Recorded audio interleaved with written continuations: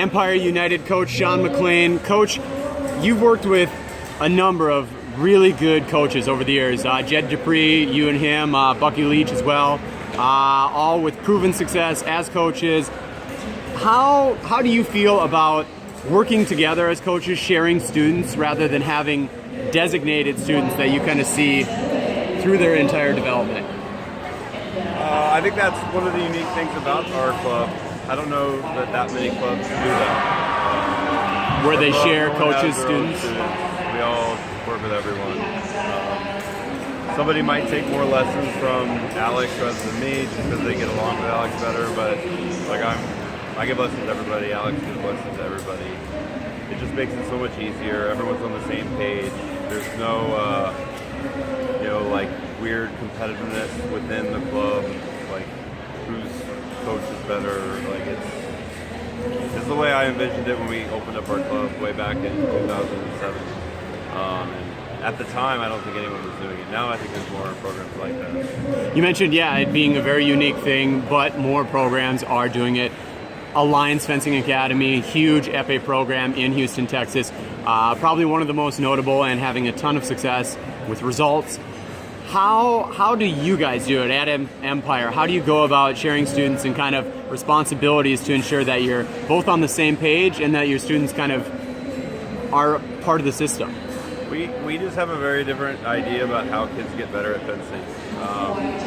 Every coach wants to feel like they're super important and they're the reason for the kids getting better. And I just don't think it's true.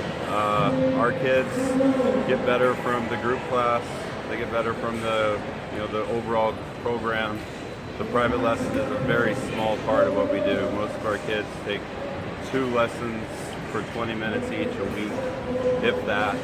Right? It's not a big part of our practice. And I think the model when it's individual, I think the model that most clubs use, it's important to do the private lessons because the coaches have to make a living, right? So it's easy to sell private lessons. It takes a little more effort to design a group class and a program that is going to give the results that you want.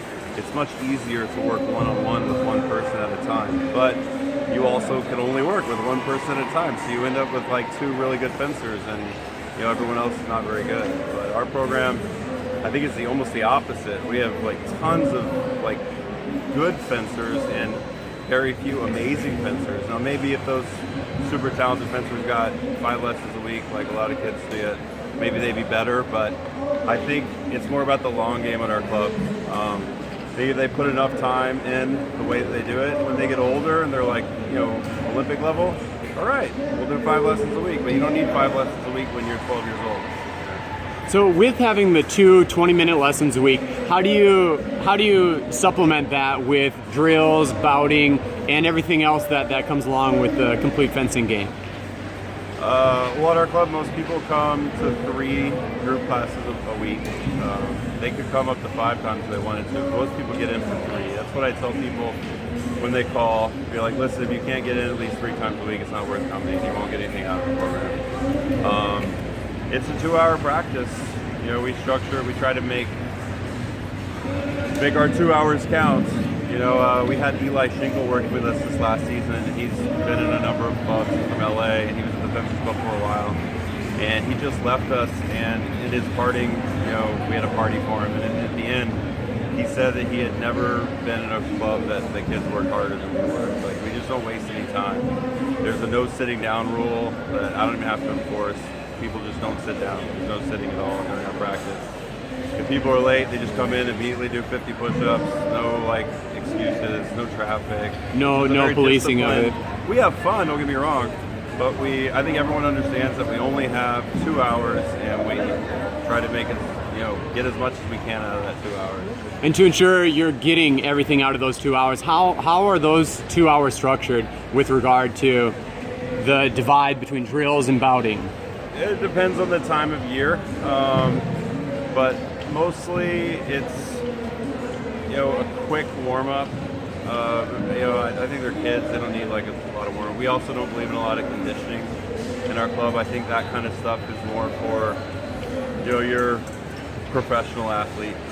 I don't think that's the reason why a 13-year-old loses a fencing match. It's because he's not in shape.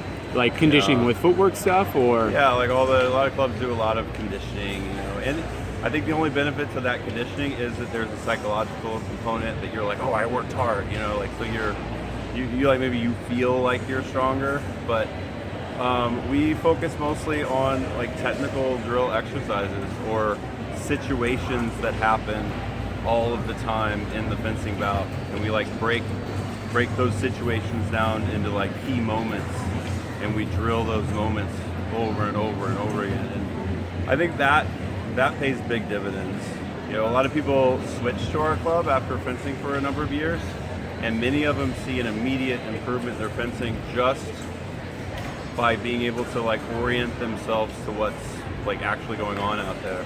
A lot of people, you get lost in the parries and the how to extend your arm and all that stuff, and yeah, that's a part of fencing, but fencing's not that complicated. There are key moments that happen all of the time, and you need to be clued into what those moments are, and those are like the most important moments to be ready and to know what you're going to do. So those are the kinds of like things that we do in our group practice. And then, towards the tail end, maybe the last 30 minutes or so, they fence without any kind of restriction.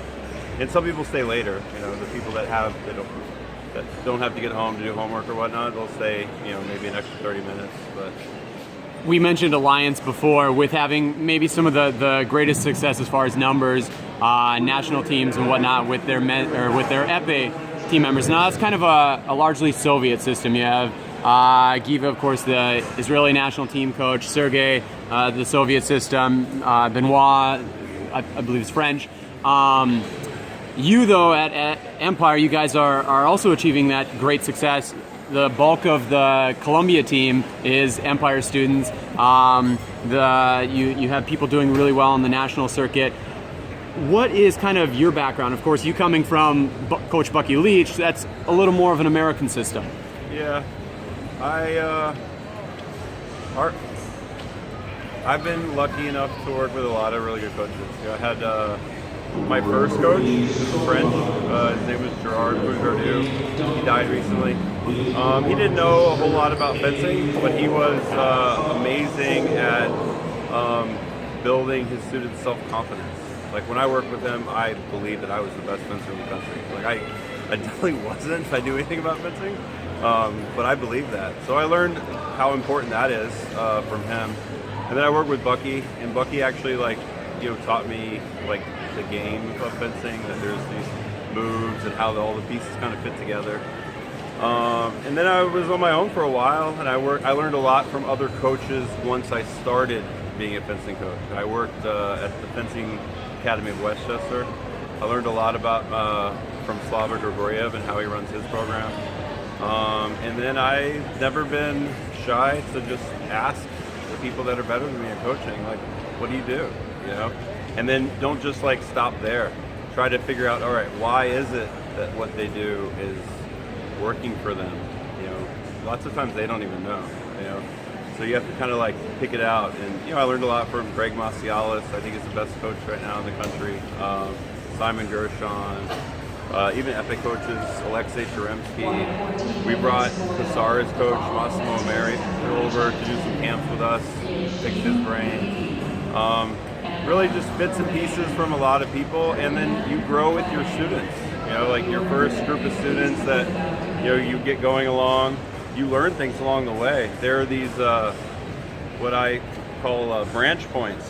That you make a decision about how you're going to deal with a situation, or like what technique you're going to use, and you have small windows for these things. If you do something a certain way long enough, it's going to become something that is happens unconsciously. So I think as you take a few generations of kids, down the fencing path, you start to learn, like, all right, maybe when they were 11, maybe I made a mistake doing it this way. I should have done it that way. And so it's kind of like that.